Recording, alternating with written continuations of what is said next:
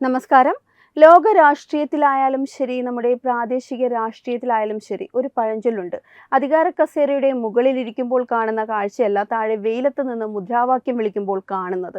ആദർശങ്ങളും തത്വങ്ങളും മാനവികതയും ഒക്കെ തെരുവിലണികളെ ഇളക്കിവിടാൻ മാത്രമുള്ളതാണെന്നും ഭരണം കയ്യിലെത്തുമ്പോൾ ഇതെല്ലാം വെറും ചീട്ടുകൊട്ടാരം പോലെ തകർന്നടിയുമെന്നും തെളിയിക്കുന്ന വാർത്തകളാണിപ്പോൾ അയൽ സംസ്ഥാനമായ തമിഴ്നാട്ടിൽ നിന്നും അതിനോട് ചേർന്ന് നമ്മുടെ കേരളത്തിലെ രാഷ്ട്രീയ ഇടനാഴികളിൽ നിന്നും പുറത്തുവരുന്നത്. ഒരു വശത്ത് ഇസ്രായേൽ പാലസ്തീൻ യുദ്ധത്തിന്റെ പേരിൽ തെരുവിൽ കണ്ണീരൊഴുക്കുകയും കോർപ്പറേറ്റ് ഉൽപ്പന്നങ്ങൾ ബഹിഷ്കരിക്കാൻ ആഹ്വാനം ചെയ്യുകയും സാധാരണക്കാരായ മനുഷ്യരുടെ വികാരങ്ങളെ ആളിപ്പടർത്തുകയും ചെയ്യുന്ന സംഘടനകൾ, മറുവശത്ത് അതേ ഇസ്രായേലിന്റെ അതിമാരകമായ യുദ്ധോപകരണങ്ങൾ നിർമ്മിക്കുന്ന ഫാക്ടറിയെ അംഗീകരിച്ച് കോടികളുടെ നിക്ഷേപത്തെ കൈയടിച്ച് സ്വീകരിക്കുന്ന ഒരു സർക്കാർ. ആ സർക്കാരിന്റെ നെടുന്തൂണായി മന്ത്രിപദവിയും അലങ്കരിച്ച് സർവ്വ സുഖ സൗകര്യങ്ങളും അനുഭവിച്ച് മൗനം പാലിക്കുന്ന മുസ്ലിം ലീഗ്. കേൾക്കുമ്പോൾ ആരെയും അത്ഭുതപ്പെടുത്തുന്ന ഈ ഇരട്ടത്താപ്പിന്റെ പൂർണ്ണരൂപം നമ്മൾ ഇന്നിവിടെ തുറന്നു കാട്ടുകയാണ്. തമിഴ്നാട്ടിലെ ശൂലഗിരിയിൽ ഉയരാൻ പോകുന്ന ഇസ്രായേൽ റഡാർ ഫാക്ടറിയും അതിനെ ചൊല്ലി ഇപ്പോൾ ഉയരുന്ന കനത്ത രാഷ്ട്രീയ ചോദ്യങ്ങളും ഗാസയിലെ കുഞ്ഞുങ്ങളുടെ ചോര മണക്കുന്ന ഇരട്ടത്താപ്പിന്റെ രാഷ്ട്രീയം നമുക്ക് വിശദമായി തന്നെ പരിശോധിക്കാം. എന്താണ് തമിഴ്നാട്ടിൽ സംഭവിക്കുന്നത്? ആദ്യം തന്നെ നമുക്ക് തമിഴ്നാട്ടിൽ ഒപ്പുവെക്കപ്പെട്ട ആ വൻകിട കരാറിനെക്കുറിച്ചും പദ്ധതികളെക്കുറിച്ചും വ്യക്തമായെന്ന് മനസ്സിലാക്കാം. ഇസ്രായേൽ തമിഴ്നാട്ടിൽ വൻതോതിലുള്ള റഡാർ ഉൽപാദന പ്ലാന്റ് ആണ് നിർമ്മിക്കാൻ പോകുന്നത്. വെറുമൊരു ചെറിയ നിർമ്മാണ യൂണിറ്റ് അല്ലത്. കോടിക്കണക്കിന് രൂപയുടെ പ്രതിരോധ നിക്ഷേപമാണ് തമിഴകത്തിന്റെ മണ്ണിലേക്ക് ഒഴുകിയെത്തുന്നത്. ഇസ്രായേലിന്റെ ഔദ്യോഗിക പ്രതിരോധ നിർമ്മാണ ഭീമനായ ഇസ്രായേൽ എയറോസ്പേസ് ഇൻഡസ്ട്രീസും ഇന്ത്യയിലെ പ്രമുഖ പ്രതിരോധ ഉൽപാദന കമ്പനിയായ DCX സിസ്റ്റംസും കൈകോർത്താണ് ഈ ഭീമൻ പദ്ധതിക്ക് തറക്കല്ലിടുന്നത്. ആധുനിക യുദ്ധമുഖങ്ങളിൽ ശത്രുക്കളുടെ നീക്കങ്ങളെ നിമിഷ നേരം കൊണ്ട് കണ്ടെത്താൻ ശേഷിയുള്ള അത്യാധുനിക റഡാറുകളാണ് ഇവിടെ നിർമ്മിക്കാൻ പോകുന്നത്. ഇതിനായുള്ള എല്ലാവിധ ഭരണഘടനാപരമായ അനുമതികളും ഭൂമി കൈമാറ്റ നടപടികളും തമിഴ്നാട് സർക്കാർ ഇതിനോടകം തന്നെ വളരെ വേഗത്തിൽ പൂർത്തിയാക്കി നൽകി കഴിഞ്ഞു. തമിഴ്നാട്ടിലെ കൃഷ്ണഗിരി ജില്ലയിലുള്ള ശൂലഗിരി എന്ന സ്ഥലത്താണ് ഈ നിർദ്ദിഷ്ട ഹൈടെക് ഉൽപാദന പ്ലാന്റ് നിർമ്മിക്കാൻ തീരുമാനിച്ചിരിക്കുന്നത്. വ്യവസായ സൗഹൃദ അന്തരീക്ഷത്തിന്റെ പേര് പറഞ്ഞ് വളരെ നിശബ്ദമായിട്ടായിരുന്നു ഈ നീക്കങ്ങളെല്ലാം നടന്നത്. നിലവിലെ വിവരങ്ങൾ പ്രകാരം ഫാക്ടറിയുടെ നിർമ്മാണ പ്രവർത്തനങ്ങൾ അതിവേഗം പൂർത്തിയാക്കി വരും വർഷങ്ങളിൽ, അതായത് കൃത്യമായി പറഞ്ഞാൽ 2027ഓടെ ഇവിടെ ഔദ്യോഗികമായി ഉൽപാദനം ആരംഭിക്കും.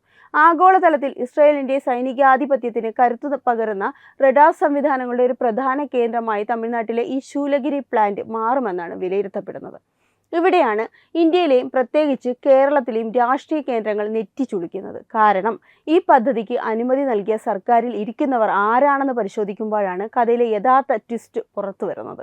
തമിഴ്നാട്ടിലെ ഈ റഡാർ ഫാക്ടറിയുടെ പശ്ചാത്തലത്തിൽ നമ്മൾ കുറച്ച് മാസങ്ങൾ പുറകോട്ട് സഞ്ചരിക്കേണ്ടതുണ്ട്. കേരളത്തിലെ തെരുവുകളിൽ ജമാഅത്തെ ഇസ്ലാമിയും മറ്റ് തീവ്ര നിലപാടുള്ള മുസ്ലിം സംഘടനകളും നടത്തിയ ചില സമര കോലാഹലങ്ങൾ നമ്മുടെ ഓർമ്മയിലുണ്ടാകും. ഇസ്രായേൽ ഗാസയിൽ ആക്രമണം നടത്തുന്നു, അതിൽ 10,000-കണക്കിന് പാവപ്പെട്ട കുഞ്ഞുങ്ങൾ കൊല്ലപ്പെടുന്നു എന്ന മാനുഷികമായ ദുരന്തത്തെ ഇവർ എങ്ങനെയാണ് രാഷ്ട്രീയമായി ഉപയോഗിച്ചതെന്ന് നമ്മൾ കണ്ടതാണ്.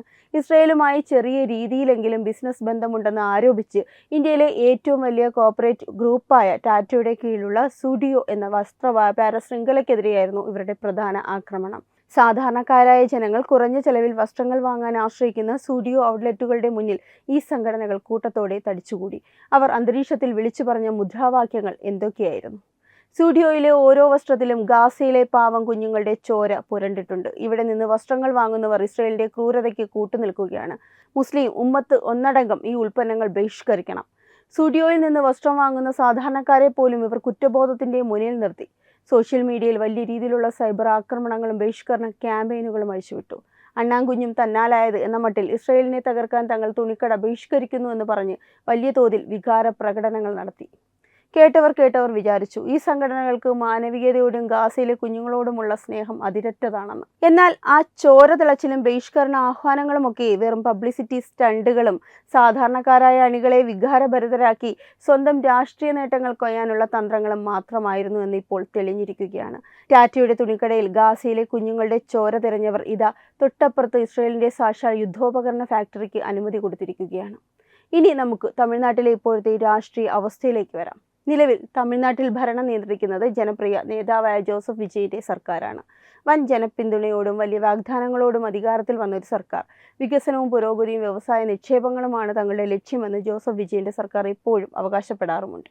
അതിന്റെ ഭാഗമായിട്ടാണ് ഇസ്രായേൽ എയറോസ്പേസ് ഇൻഡസ്ട്രീസ് സമർപ്പിച്ച ഈ റഡാർ ഉൽപാദന പ്ലാന്റിന് അവർ വേഗത്തിൽ അനുമതി നൽകിയത്. ഒരു സംസ്ഥാനത്തിന്റെ മുഖ്യമന്ത്രി എന്ന നിലയിലും ഭരണാധികാരി എന്ന നിലയിലും നിക്ഷേപങ്ങൾ കൊണ്ടുവരാൻ ജോസഫ് വിജയന് അവകാശമുണ്ടെന്ന് വേണമെങ്കിൽ വാദിക്കാം. പക്ഷേ ഇവിടെ ചോദ്യം അതല്ല. മുൻപ് ഇസ്രായേൽ വിരുദ്ധതയും മാനവികതയും വോട്ട് ബാങ്ക് ലക്ഷ്യമാക്കി പ്രസംഗിച്ച് നടന്നവർ ഈ സർക്കാരിന്റെ ഭാഗമായിരിക്കുമ്പോൾ അവരെന്തുകൊണ്ട് മിണ്ടുന്നില്ല എന്നതാണ്. ജോസഫ് വിജയന്റെ ഈ ഭരണകൂട നീക്കം വഴി ഇസ്രായേൽ കമ്പനികൾ തമിഴ്നാട്ടിൽ വേരൂന്നുമ്പോൾ കോടിക്കണക്കിന് രൂപയുടെ ലാഭം അവർ കൊണ്ടുപോകുമ്പോൾ ആ പണം ഉപയോഗിച്ച് നിർമ്മിക്കുന്ന ആയുധങ്ങൾ നാളെ എവിടെയാണ് ഉപയോഗിക്കപ്പെടുക എന്ന ചോദ്യം ഉയരുന്നുണ്ട്. ടാറ്റയുടെ വസ്ത്രവ്യാപാരത്തിൽ ചോര മണത്തവർക്ക് സ്വന്തം മുഖ്യമന്ത്രിയുടെ ചേംബറിൽ വെച്ച് ഒപ്പുവെക്കപ്പെട്ട ഈ ഇസ്രായേൽ കരാറിന്റെ പേപ്പറിൽ ഗാസയുടെ കുഞ്ഞുങ്ങളുടെ ചോര മണക്കുന്നില്ലേ? മുഖ്യമന്ത്രി ജോസഫ് വിജയന്റെ ഭരണകൂടത്തിന്റെ കൈകളിൽ ആ ചോരക്കറ പുരളില്ലേ? ഈ ചോദ്യം തമിഴ്നാട്ടിലെയും കേരളത്തിലെയും സാധാരണക്കാരായ ജനങ്ങൾ ഇപ്പോൾ ചോദിക്കാൻ തുടങ്ങിയിരിക്കുന്നു. ഈ കഥയിലെ ഏറ്റവും വലിയ വില്ലത്തരം ഒളിഞ്ഞിരിക്കുന്നത് ഇന്ത്യൻ യൂണിയൻ മുസ്ലിം ലീഗിന്റെ നിലപാടുകളിലാണ്. നിലവിൽ തമിഴ്നാട്ടിൽ ഭരിക്കുന്ന ജോസഫ് വിജയന്റെ സർക്കാരിന്റെ ഏറ്റവും പ്രധാനപ്പെട്ട നിർണായകമായ ഒരു പങ്കാളിയാണ് മുസ്ലിം ലീഗ്. വെറുതെ പുറത്തുനിന്ന് പിന്തുണയ്ക്കുന്ന ഒരു കക്ഷിയല്ല അവർ. ഭരണത്തിന്റെ എല്ലാവിധ സുഖസൗകര്യങ്ങളും പദ്ധതികളും അനുഭവിച്ച് മന്ത്രിസഭയിൽ തന്നെ ഇരിക്കുന്നവരാണ്. തമിഴ്നാട്ടിലെ മുസ്ലിം ലീഗിന്റെ പ്രമുഖ MLA ആയ ഷാജഹാനാണ് ഇപ്പോൾ ആ സർക്കാരിന്റെ ന്യൂനപക്ഷ ക്ഷേമ വകുപ്പ് മന്ത്രിയായിരിക്കുന്നത്. അതായത് ന്യൂനപക്ഷങ്ങളുടെ അവകാശങ്ങൾക്ക് വേണ്ടിയും അവരുടെ സംരക്ഷണത്തിന് വേണ്ടി നിലകൊള്ളുന്നു എന്ന് അവകാശപ്പെടുന്ന മുസ്ലിം ലീഗിന്റെ സ്വന്തം മന്ത്രി. ഗാസയിലെ കുഞ്ഞുങ്ങൾക്ക് വേണ്ടി പ്രാർത്ഥനാ സദസ്സുകളും പ്രതിഷേധ പ്രകടനങ്ങളും നടത്താൻ അണികളോട് ആഹ്വാനം ചെയ്യുന്ന അതേ ലീഗിന്റെ നേതാവ്. ഇസ്രയേലിന്റെ അതിമാരകമായ റഡാർ ഫാക്ടറി തമിഴ്നാട്ടിലെ ശൂലഗിരിയിൽ സ്ഥാപിക്കാൻ അനുമതി നൽകുമ്പോൾ ക്യാബിനറ്റ് യോഗങ്ങളിലും ഭരണ ഇടനാഴികളിലും മന്ത്രി ഷാജഹാനും മുസ്ലിം ലീഗും ഒപ്പമുണ്ട്. സ്വന്തം കണ്ണടച്ച് ചെവികളടച്ച് വായ പൂട്ടിയവർ ആ ഇസ്രായേൽ നിക്ഷേപത്തെ സ്വാഗതം ചെയ്യുകയാണ്. ഇപ്പോഴാണ് ചില ചോദ്യങ്ങൾ ഇവിടെ പ്രസക്തമാകുന്നത്. തമിഴ്നാട് മണ്ണിൽ ഇസ്രായേൽ യുദ്ധോപകരണ ഫാക്ടറി സ്ഥാപിക്കുമ്പോൾ സർക്കാരിന്റെ ഭാഗമായ മുസ്ലിം ലീഗിന്റെ കൈകളിൽ ഗാസയിലെ കുഞ്ഞുങ്ങളുടെ ചോര മണക്കുന്നില്ലേ? ന്യൂനപക്ഷ ക്ഷേമ മന്ത്രിയായ ഷാജഹാന്റെ ഔദ്യോഗിക വാഹനത്തിന്റെ ബോണറ്റിലും മന്ത്രിപദവിയിലും ആ ചോരക്കറ പുരളില്ലേ? സാധാരണക്കാരായ അണികളോട് ഇസ്രായേൽ ഉൽപ്പന്നങ്ങൾ ബഹിഷ്കരിക്കാൻ പറയുന്ന ലീഗ് നേതൃത്വം ഇസ്രായേൽ ബന്ധമുള്ള പദ്ധതികളിലൂടെ തമിഴ്നാട് സർക്കാരിന്റെ ഖജനാവിലേക്ക് ഒഴുകിയെത്തുന്ന കോടികളിൽ നിന്ന് ശമ്പളവും ആനുകൂല്യങ്ങളും കൈപ്പറ്റുന്നത് ഏത് ആദർശത്തിന്റെ അടിസ്ഥാനത്തിലാണ്? ഈ ചോദ്യങ്ങൾക്കൊന്നും മറുപടി നൽകാൻ ലീഗ് നേതൃത്വത്തിന് സാധിക്കുന്നില്ല. ചോദിക്കുന്നവരോട് ഒഴുക്കൻ മട്ടിൽ മറുപടി പറയുകയോ അല്ലെങ്കിൽ പൂർണ്ണമായി മൗനം പാലിക്കുകയാണ് അവർ ചെയ്യുന്നത്. കാരണം മറുപടി പറഞ്ഞാൽ സ്വന്തം ഇരട്ടത്താപ്പ് ജനങ്ങൾക്ക് മുന്നിൽ പൂർണ്ണമായി തുറന്നു കാട്ടപ്പെടുമെന്ന് അവർക്ക് നന്നായി അറിയാം. ഇവരുടെ ഈ കനത്ത മൗനത്തിന്റെ അർത്ഥം എന്താണ്? വളരെ ലളിതമായി പറഞ്ഞാൽ തനിക്കും കിട്ടണം പണം, തനിക്കും വേണം അധികാരം. അതുമാത്രമാണ് മുസ്ലിം ലീഗിന്റെയും മറ്റു ചില മുസ്ലിം സംഘടനകളുടെയും യഥാർത്ഥ നയം എന്ന് വേണം മനസ്സിലാക്കാൻ. അണികളെ വൈകാരികമായി നിലനിർത്താൻ എപ്പോഴും ചില ശത്രുക്കൾ ആവശ്യമാണ്. അതിനായി ഇവർ ഇസ്രായേലിനെയും പാലസ്തീനെയും ഗാസയിലെ കുഞ്ഞുങ്ങളെയുമൊക്കെ ഒരു ആയുധമായി ഉപയോഗിക്കുന്നു. തുണിക്കടകൾക്ക് മുന്നിലും ചെറുകിട കച്ചവടക്കാരുടെ മുന്നിലും പോയി അണികളെ കൊണ്ട് സമരം ചെയ്യിക്കും. സാധാരണക്കാരായ മുസ്ലിം യുവാക്കൾ വിചാരിക്കും തങ്ങൾ വലിയൊരു മതപരമായ കടമയാണ് നിർവഹിക്കുന്നതെന്ന്. എന്നാൽ ഇതേ നേതാക്കൾ മറുഭാഗത്ത് അധികാരം കിട്ടുന്നിടത്ത് കോടികളുടെ ബിസിനസ് സാമ്രാജ്യങ്ങളുമായി ഒത്തുതീർപ്പിലെത്തും. തമിഴ്നാട്ടിലെ ഈ സംഭവം വ്യക്തമാക്കുന്നത് ഇതാണ്. കോടികളുടെ വിദേശ നിക്ഷേപവും ഭരണത്തിന്റെ സുഖങ്ങളും വരുമ്പോൾ ഈ പറഞ്ഞ ഇസ്രായേൽ വിരുദ്ധതയും ഗാസയോടുള്ള അനുഭാവമൊക്കെ വെറും പുകമറ മാത്രമാണ്. അധികാരം നിലനിർത്താനും പണം സമ്പാദിക്കാനും വേണ്ടി ഏത് ഇസ്രായേൽ കമ്പനിയുമായും കൈകോർക്കാൻ ഇവർക്ക് യാതൊരു മടിയുമില്ല. ശൂലഗിരിയിൽ ഉയരാൻ പോകുന്ന റഡാർ ഫാക്ടറിയുടെ ഓരോ തറക്കല്ലിലും ഈ നേതാക്കളുടെ ഇരട്ടത്താപ്പിന്റെയും വഞ്ചനയുടെയും കഥകൾ വ്യക്തമായി എഴുതപ്പെട്ടിട്ടുണ്ട്. ഈ വാർത്ത പുറത്തു വന്നതോടെ തമിഴ്നാട്ടിൽ മാത്രമല്ല കേരളത്തിലെ മുസ്ലിം ലീഗ് അണികൾക്കിടയിലും വലിയ രീതിയിലുള്ള പുകച്ചിൽ ആരംഭിച്ചിട്ടുണ്ട്. കേരളത്തിലെ ലീഗ് നേതാക്കൾ ചാനൽ ചർച്ചകളിൽ വന്നിരുന്ന് ഇസ്രായേലിനെയും സാമ്രാജ്യത്വത്തിനെതിരെയും കടിച്ചാൽ പൊട്ടാത്ത വാക്കുകളിൽ പ്രസംഗിക്കുമ്പോൾ സോഷ്യൽ മീഡിയയിൽ സാധാരണക്കാരായ അണികൾ ഈ തമിഴ്നാട് കണക്കുകൾ നിരത്തി അവരെ ചോദ്യം ചെയ്യുകയാണ്. മന്ത്രിസ്ഥാനം കളയാതിരിക്കാൻ വേണ്ടി ഗാസയിലെ കുഞ്ഞുങ്ങളെ ലീഗ് മറന്നു. ഇതാണോ നിങ്ങളുടെ ആദർശ രാഷ്ട്രീയം? അണികളെ വെറും വിഡ്ഢികളാക്കുകയാണോ? കേരളത്തിലെയും തമിഴ്നാട്ടിലെയും സാധാരണക്കാരായ ജനങ്ങൾ ഈ ചോദ്യങ്ങളുമായി തെരുവിലേക്കും സോഷ്യൽ മീഡിയയിലേക്കും ഇറങ്ങുമ്പോൾ മറുപടി നൽകാനാവാതെ വിയർക്കുകയാണ് ലീഗ് സൈബർ പോരാളികൾ.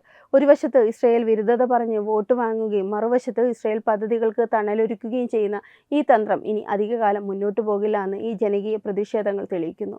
പ്രതിഷേധങ്ങളും ബഹിഷ്കരണ ആഹ്വാനങ്ങളും ഒക്കെ വെറും വോട്ട് ബാങ്ക് രാഷ്ട്രീയത്തിനും സാധാരണക്കാരായ മനുഷ്യരെ പറ്റിക്കാനുമുള്ള തന്ത്രങ്ങൾ മാത്രമാകുമ്പോൾ യഥാർത്ഥത്തിൽ വഞ്ചിക്കപ്പെടുന്നത് ആരാണ്?